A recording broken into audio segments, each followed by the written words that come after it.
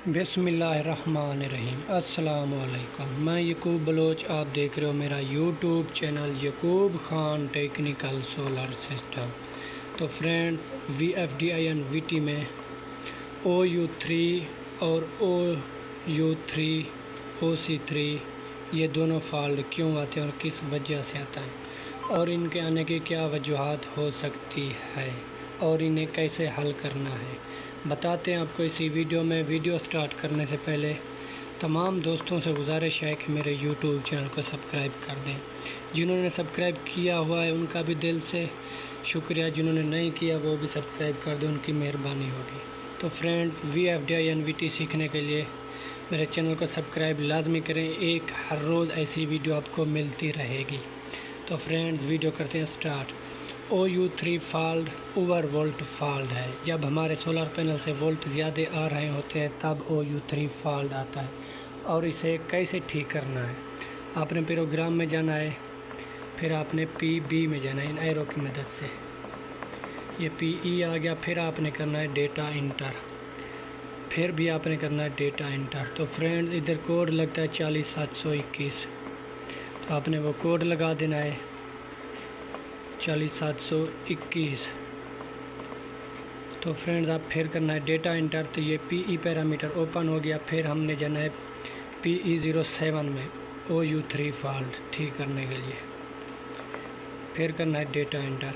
तो हमारे पास friends voltage आ रहे हैं 600 से प्लस और ये सेटिंग 500 पर रखी गई है, इसलिए ओवर वोल्ट फॉल्ट आ रहा है OU3।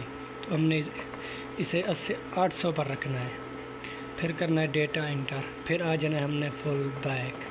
तो फ्रेंड्स, ये OU3 फॉल्ट ठीक हो गया, ये ओवर वोल्ट फॉल्ट था। तो फ्रेंड्स, दूसरा फॉल्ट आता है OC3 का। फ्रेंड्स, OC3 फॉल्ट क्या होता है और उसकी क्या वजह होती है आने की और वो कैसे ठीक होता है। तो फ्रेंड्स, OC3 फॉल्ट उस वक्त आता है जब हमारे VFDINVT के कपलर ख़राब हो जाते हैं। VFDINVT के अंदर 3-4 कपलर लगे होते हैं, वो उसी में से एक कपलर भी ख़राब हो जाए तो हमारे VFD में OC3 का एरर आता है। OC3 एरर कोई आम एरर नहीं है फ्रेंड्स। जब भी आपके VFD में कोई OC3 एरर आए तो आपने समझ लेना है कि आपका VFD अंदर से ख़राब हो चुका है।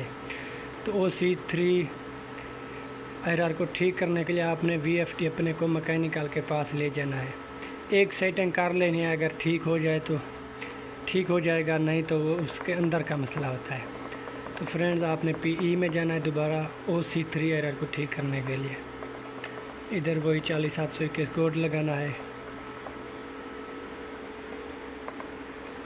तो फ्रेंड्स, आपने PE02 में जाना है, फिर ये सेटिंग है 9 बार। ये VFD की किलोवाट सेटिंग होती है, इसको आपने कुछ कम या कुछ ज़्यादा कर लेना है।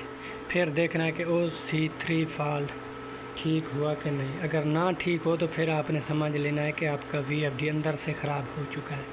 तो फ्रेंड्स, वीडियो अच्छी लगे तो तमाम दोस्तों से गुजारिश है कि मेरे चैनल को सब्सक्राइब और वीडियो को लाइक और शेयर लाजमी करें। तो फ्रेंड्स, मिलते हैं ऐसी अगली नेक्स्ट वीडियो के साथ। खुदा हाफिज़, जज़ाकल्लाह।